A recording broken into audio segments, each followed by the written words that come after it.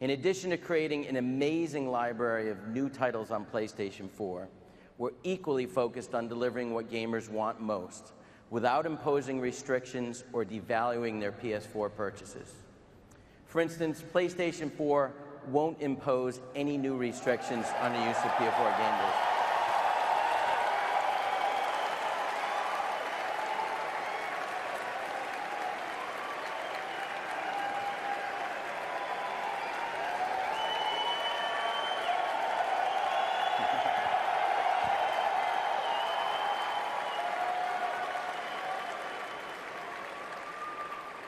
Guess that's a good thing. We believe in the model that people embrace today with PlayStation 3 and continue to demand. Just heard you there. When a gamer buys a PS4 disc, they have the rights to use that copy of the game.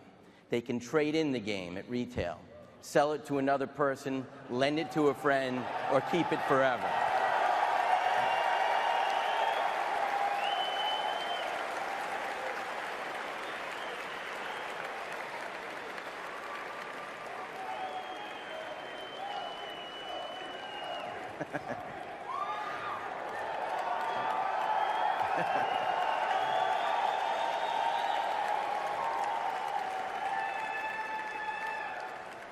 In addition, PlayStation 4 disc-based games don't need to be connected online to play.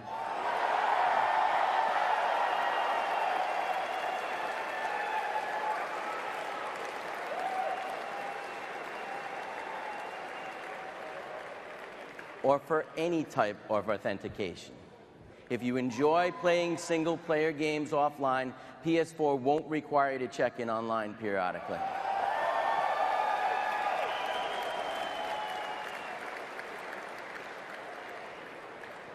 And it won't stop working if you haven't authenticated within 24 hours.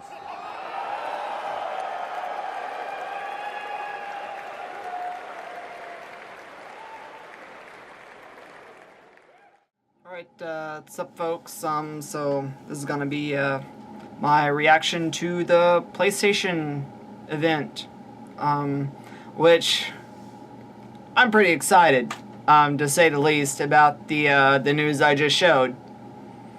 So without further ado, I think basically Sony hit this one out of the ballpark.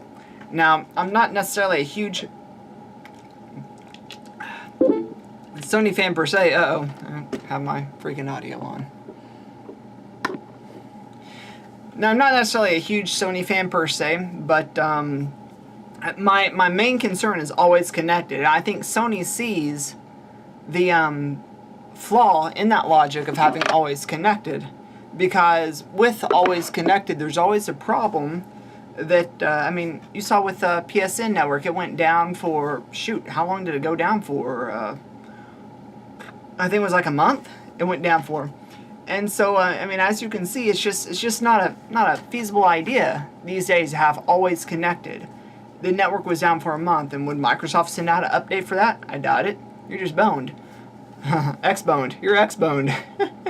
But let me pull up my email real quick here, and let's just go through the games one by one, which was basically my favorite part about the production, and we'll just get right to that. Give me a moment here. I just gotta download the attachment.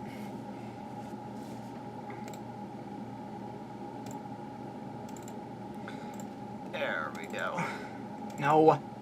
Scrap. Font's too small. Font 14. There we go. Okay, first thing I'll say, my number one takeaway from this is the fact that there's no Killer Instinct on the Xbox, or I'm sorry, the PlayStation 4, unfortunately. But they started the event off with some PlayStation 3.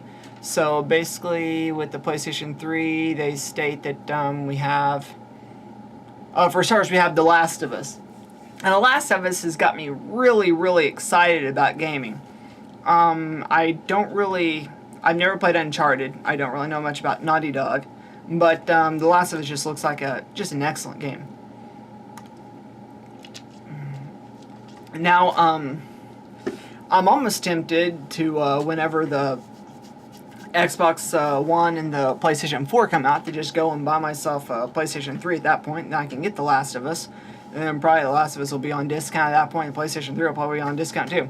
Although I was surprised that they didn't announce a price drop for the PS3, because the Xbox did announce that they were coming out with a brand new 360 model. Not a price drop, but it's just a brand new 360 model. But, let me see here. Oh, then the next thing they showed was Rain, and I'm not really sure what that is. I hate when they show these little 30-second teasers. I'm not teased, I'm just annoyed. Well, what is this? Is it a ghost game? Is it, what is this? I don't even know. Then came out Beyond Two Souls. That looked kind of cool. Ellen Page, spare no expense, and she even looked just like Ellen Page. I kind of like Ellen Page. She's alright. She's a decent actress. So I thought that game was kind of cool looking. I really want to see more about that. It looked really cool. After that, they showed Gran Turismo 6. Doesn't look quite as fun as Forza. Never been a big fan of Gran Turismo anyway. I remember I played 4 a little bit on the PS2, just because me and my friend, we would get 2 Daihatsu midgets, and he would put it on like this 15-mile track, and so we're going around there maxing out at like 45 miles an hour. It was just ridiculous. And then I remember we were like, man, let's just go to McDonald's or something like that, or to do the laundry or something like that. I can't remember. We both lived in the same apartment complex. So basically, he like put duct tape on the gas button and put the controller knobs where it just keep on going around it on the track with rubber bands around the thumbsticks. It was just hilarious. So we went out, and because he was just trying to rack up some stats on his car. It was just ridiculous. After that, they showed some Arkham Origins, which I really know much about that game. I mean, I know about the Arkham franchise, of course, because I have the first one. But anyway, it looked pretty cool. What really excited me is a PS4 exclusive is the 1960s Batman skin. Now I could get into that. So that was pretty cool. And then they talked about GTA 5. You get headphone. Who cares? Just show some freaking in-game footage. I don't care about headphones. So then they just went, after that they talked a little bit and just went right into the PS4 launch. So they showed off the PS4 finally. As you can see, I got a picture of it there, right there. There we go. There's a picture of it right there. So the PS4, I'll just move my head over, trying to get used to it. Okay, there we go. So yeah, there's a PS4. I think it looks cool. It looks just like the Xbox One though. And so they both pretty much look a lot alike. The only thing is the Xbox One is a complete square, whereas the PS4 is slanted like that. So that's, I don't know, that's kind of cool. Whatever. So they went right into the games. They showed The Order. Now that game looks pretty bad, but I'm not really sure what they were shooting. If there was werewolves or what it was, but it looked pretty cool. I don't know if that's a PS exclusive or not, but if it is, that would definitely sway me in and of itself. That was a pretty cool looking game. Then went to Killzone Shadow Fall. I'm not really into shooters recently, but the game looks pretty epic too. I'll give it that, but it's probably not anything to really sway me to buy a PS4. They went to Drive Club. Drive Club looked funner than GT6. I'll give them that. It looked more on the caliber of Forza, not. I just don't really get into Gran Turismo. I don't know why. After that, they went into showing Infamous Second Son. Now, that looked kind of cool. It's like a coming-of-age superhero game. It was just kind of cool. It was almost as if we were playing. What's that? Maybe it was, or show with Superman. Whatever that WB series is with Superman. I can't remember what it's called. Smallville. It was almost as if we were playing Smallville. That was kind of cool. I thought it was interesting to see. I mean, it looks like it's gonna kind of go through the progression of his superpowers and that kind of thing. Next, they showed Knack. I wasn't feeling it in February. I'm still not really feeling it. I'm sorry. It just doesn't really look that appealing to me. I'd much rather a game more like Blinks. I thought Blinks was way cooler. Just as far as like these, you know, off the wall original games. I mean, Avenger games, whatever. that they showed the Dark Sorcerer. Now that's really showing the potential of what the PS4 can do. I was thinking the visuals on the Dark Sorcerer was pushing way more than anything I saw from the Xbox One announcement. And then also I went into a cool FMV sequence. But after that they showed Transistor. I'm not a fan at all of top-down format games. I just don't care. Then they showed a wall of indie games. Not too sure. Mercenary looked kind of cool, but other than that, I just wasn't really feeling the indie games. I like indie games, but I like them to be, you know, whatever. Like State of Decay, that's a pretty cool indie game. Haunt, whatever that's called, on Xbox Live Arcade, that's a pretty cool indie game. Yeah, whatever. Then I thought they showed Outlast, and that looked kind of cool. I can rock that. I can play Outlast. It looked pretty cool. And then I was blown away. They showed Oddworld. Big fan of Oddworld. I love the other games in the franchise, and so that was no different. Really thought that was cool, and I could get into that. Diablo 3, Final Fantasy 13, 14, who cares?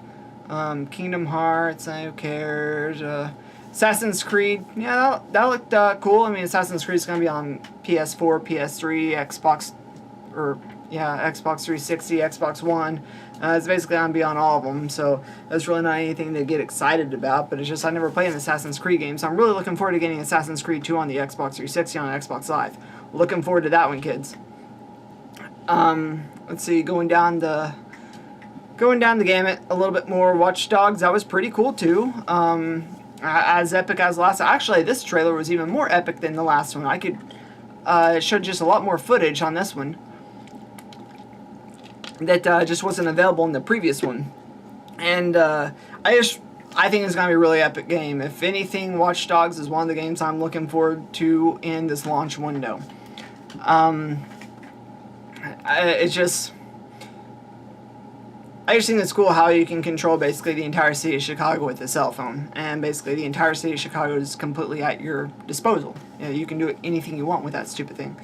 NBA 2K14, LeBron James can go suck it, who cares? They showed Elder Scrolls Online. Now, I don't really know much about Elder Scrolls Online. I think that it's just strictly MMO. Now, if it was a first-player game with a lot of MMO on it, but you could still do it first player, then that'd be pretty cool. I'd be really into it, but I'm just not really sure. So, yeah, you know, whatever. But still a really big fan of the Elder Scrolls, so I might give it a chance just by looking at it. They said Elder Scrolls would have a exclusive beta on the PS4, but at the end of the day, it's still be on PS4, Xbox One, PC, 360, and the whole gamut anyway, so it really doesn't matter. They showed Mad Max. Now that looked pretty cool too. Looks cool. The demo they showed was way too short, though. I was looking for something more in-depth, though, as far as the demo goes, but they really didn't show anything on that demo, so, you know, whatever. And what else? Let's see, what else? Oh, yeah, then they close out at Destiny. Now, the first thing they showed about Destiny at the last presentation, I wasn't really feeling it. But as far as this one goes, I'm really feeling it. It looks a lot cooler. It's still a lot like Halo. I played Halo. I like Halo. I'm just not a huge fan of the franchise. But this one definitely takes what they got right about Halo and took it to the next level. Just brilliant game all around. It looked like. I just really like the fact that there's more exploration to it. It's not so much on the rails like Halo was, because you just had to keep on following that path. It looked like you could get out and explore a little bit more. So I thought that was kind of cool. But then, they got to the stipulations everybody's waiting on. They said no restrictions on used games. The crowd cheers, standing ovation. No online connectivity needed, or for any type of authentication. Everybody cheers and applause and everything. PS4 requires no online check-in. Everybody cheers more. And it won't stop working if you have not checked in 24 hours. And then the big kicker of it all, $399. So we're going to get this thing for $100 less than a 360. Do use games. Don't have to be online. To me it sounds like a shoo-in, because the only thing I'm concerned about is Fallout 4 and the next Elder Scrolls game, not online, but the next actual legit Elder Scrolls game. So to me it just seems like a shoo-in. It seems like Sony just knew all the right things to do, and they went and they did all the right things to do. And I know I'm just sold, and I think this is going to be a great game system, and it's going to be interesting to see what happens this fall. Me personally, I think it would be just truly epic if both consoles release on the exact same day, just to see everybody just go at it. But anyway, looking right now, I got on CNET, I got on YouTube, I got on Redmond Pie, some other tech blogs tonight after the announcement, and basically everybody's just completely cheering Sony on. IGN, the after show, the after show, those guys are just all smiles and cheers too. I mean, it seems like it was just the right press conference to make. They said all the right things, they did all the right things. Microsoft, you got yourself a big battle ahead of you for this one. But I guess that's all there is to say about it. Thanks for watching. Thanks for watching my nonsense about this. And everybody have a great day, and adios.